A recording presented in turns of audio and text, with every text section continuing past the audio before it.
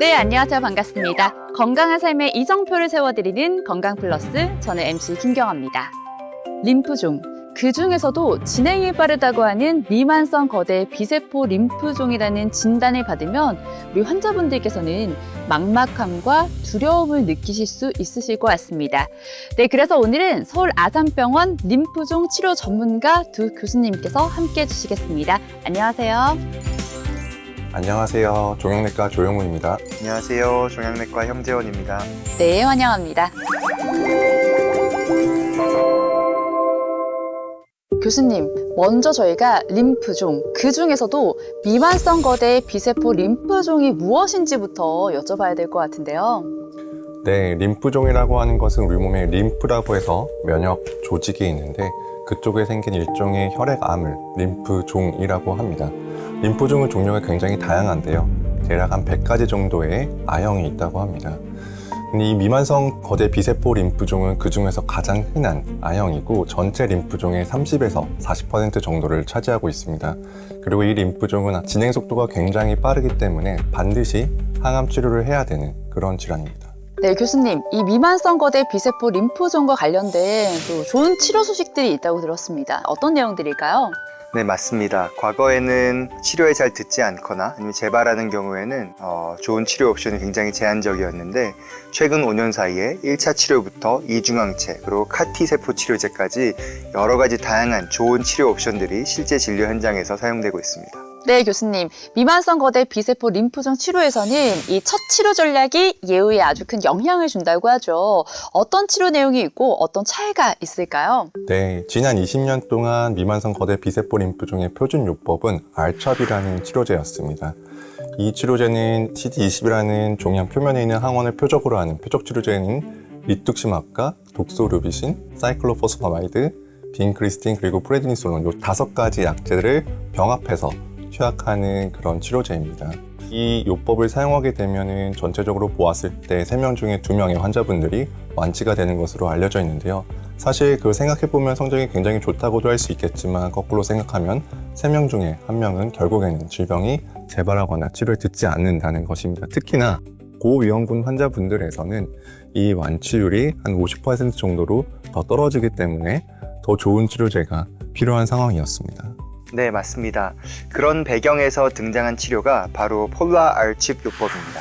기존 R-CHOP에서 빈크리스틴이라고 하는 항암제를 제외하고 폴라투스맙 베도틴, 제품명으로는 폴라이비라고 하는 항암제를 더한 치료 요법이고요. 폴라이비는 항체 약물 접합체인 ADC 치료제의 일종입니다.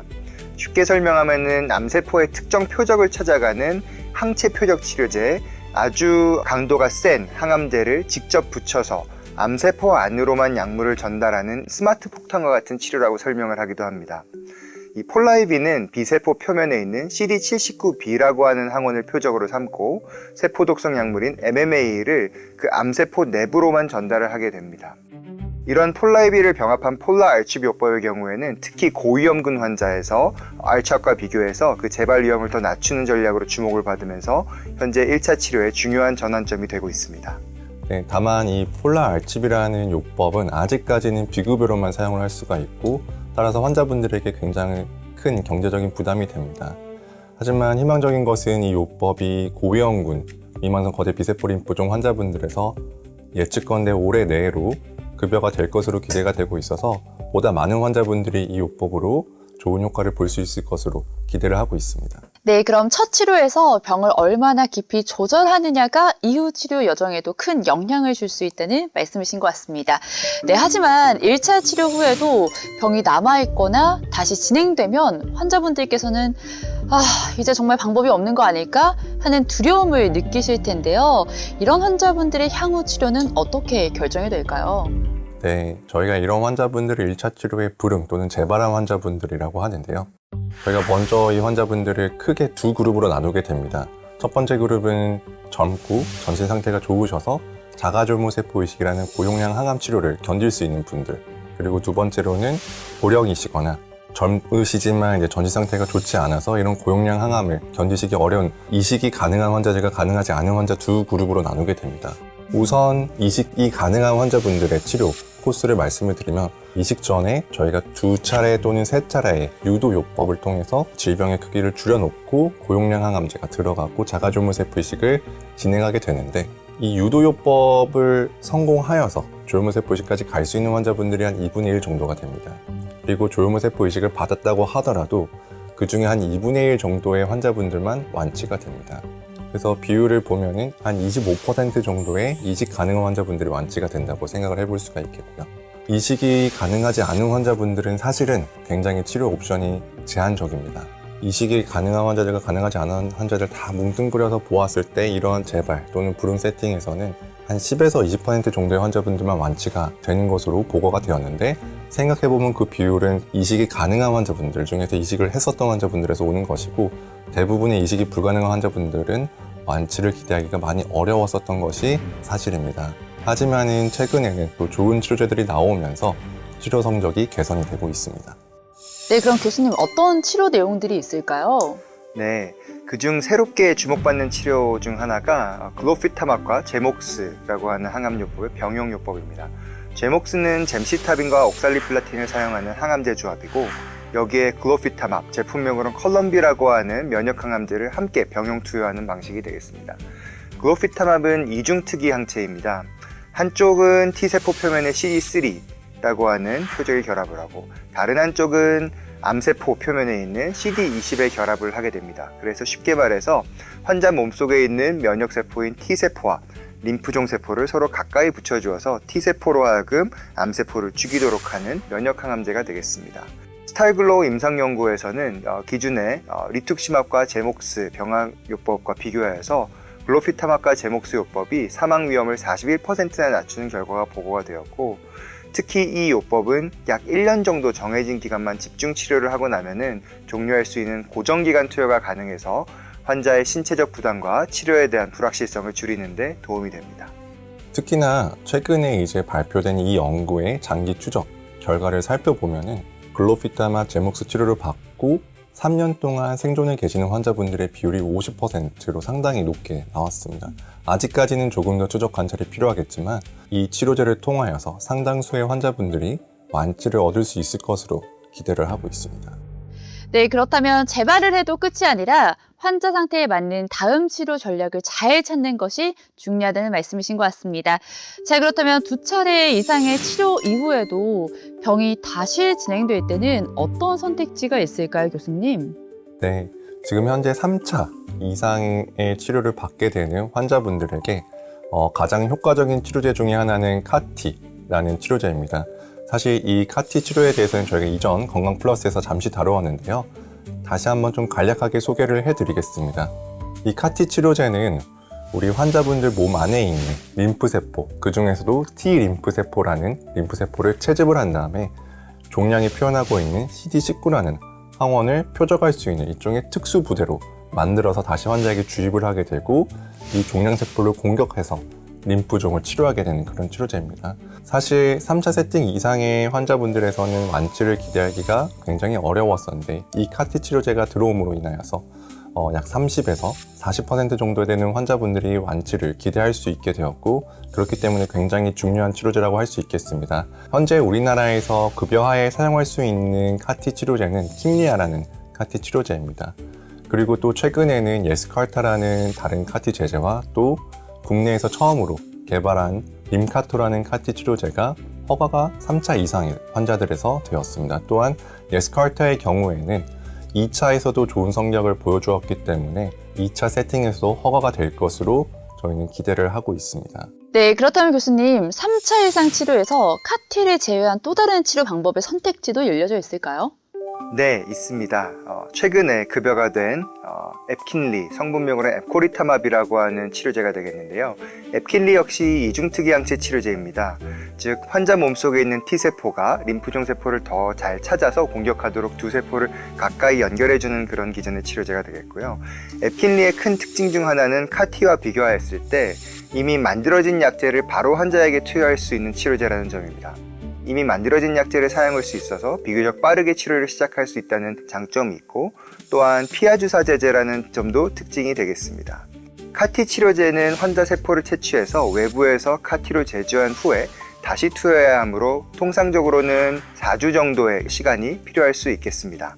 앱코리타맙의 허가 임상 연구 데이터를 살펴보면은 3차 이상 요법으로 앱킨리를 단독으로 투여받은 미만성 거대 비세포 림프종 환자들에서 60%나 되는 반응률을 보여주었고 40%의 환자에서는 완전 관해를 달성하는 것을 확인할 수 있었습니다.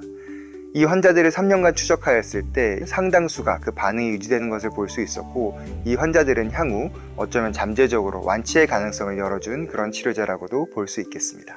네, 교수님, 그러면 3차 치료 방법 중에 앱킨리와 카티는 선후가 있을까요? 네, 좋은 질문이신데요. 사실 아직까지 카티와 이 이중항체를 1대1로 비교한 연구는 없습니다. 하지만 현재까지 이제 카티가 먼저 나온 치료이고 장기 추적 관찰이 잘 되어 있는 반면에 어떤 앱킨리 같은 경우는 굉장히 좋은 결과를 보여주긴 하였지만 아직까지는 추적 관찰 기간이 카티보다는 짧습니다. 그래서 카티의 경우에는 저희가 일반적으로 30에서 40% 정도 되는 환자분들이 완치가 되는 것으로 이제는 알고 있지만 이 앱킨리와 같은 이중항체 치료제의 경우에는 조금 더 추적 관찰 기간이 필요하기 때문에 아직까지는 카티를 받을 수 있으면 카티를 먼저 투약하는 것이 선호되고 있습니다.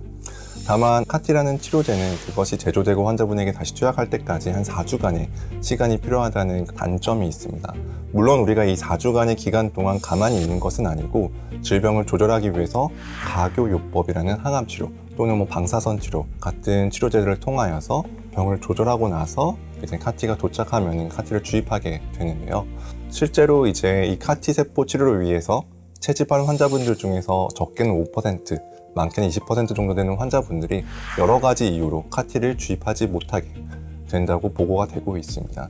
그러한 점에서 만약에 질병이 너무나도 빠르게 진행을 하고 있는 그런 환자분들에서는 사실 카티를 채집하고 만들어질 때까지 시간을 못 버틸 수 있기 때문에 바로 우리가 사용할 수 있는 앱킨리와 같은 이중항체 치료제를 먼저 고려해 볼 수도 있습니다. 네, 교수님. 지금까지 말씀을 들어보면 치료의 선택지가 정말 많이 넓어졌다는 생각이 듭니다. 반면에 환자분들 입장에서는 혹시라도 부작용이 있지 않을까라는 걱정도 생길 것 같습니다. 네, 중요한 부분입니다. 이중항체 치료제나 카티 세포 치료제는 기존 항암제와는 다른 방식으로 작용하기 때문에 부작용의 양상도 조금 다를 수 있습니다. 대표적으로 주의해야 할 부작용이 사이토카인 방출 증후군, 즉 CRS입니다. 이 CRS는 면역세포가 암세포를 공격하는 과정에서 염증 물질이 많이 분비되면서 생기는 전신 반응이고요. 발열, 오한과 같은 증상부터 해서 심한 경우에는 저혈압, 그리고 저산소증과 같은 증상들이 나타날 수가 있겠습니다. 치료 초기에는 이런 증상이 나타나는지 면밀하게 관찰하는 것이 중요하겠습니다. 앱킨리와 컬럼비와 같은 이중항체 치료제는 카티 치료제에 비해서 CRS의 정도가 비교적 경미하고 관리 가능한 수준으로 보고되지만 투여 초기에는 입원 관찰이 필요할 수 있습니다. 또 하나의 주의해야 될 부작용 중에 하나는 신경 독성입니다. 사실 이 신경 독성은 이중항체 치료제를 하는 경우에는 거의 발생하지 않거나 발생하더라도 굉장히 경미하게 지나가는 반면에 카티 치료에 있어서는 굉장히 심한 신경 독성이 발생할 수 있기 때문에 주의를 해야 됩니다. 이 신경 독성의 증상으로는 환자분의 인지 기능이나 또는 의식이 저하가 될 수가 있고 또는 본인이 뭔가 말을 하고 싶은데 생각을 하지만 그것이 말로 나오지 않는 그런 언어 장애와 같은 증상이 발생할 수 있으며 심한 경우에는 경련 또는 아주 심한 경우에는 뇌 부종으로 진행하면서 실제로 환자분이 사망할 수 있는 굉장히 무서운 독성입니다. 하지만 저희가 이것을 조기에 잘 발견하고 이에 대한 조치를 적절하게 하게 되면 주로 스테로이드라는 약을 사용하게 되는데요. 그렇게 되면 많은 분들이 이렇게 심한 신경 독성으로 같이 진행하지 않고 잘 조절될 수가 있습니다. 따라서 환자분께서 또는 보호자분께서 조금이라도 그런 이상한 증상이 보인다거나 하면 신속하게 의료진에게 말씀을 주시면 적절한 조치를 빠르게 할 수 있을 것 같습니다. 네, 오늘 이렇게 미만성 거대 비세포 림프종 치료의 로드맵을 살펴보니까요. 막막하게만 느껴졌던 병에도 환자의 상태에 맞는 치료의 길이 넓어지고 있다는 것을 알 수 있었습니다. 네, 교수님들 마지막으로 환자분들과 보호자분들께 전하고 싶은 말씀이 있으실까요? 네, 우선 이렇게 미만성 거대 비세포 림프종으로 진단받는 환자분들이 처음에 그 병명을 보고 또 자신의 그 질병 상태를 영상으로 봤을 때 굉장히 막막하고 두려우실 것이라고 생각을 합니다.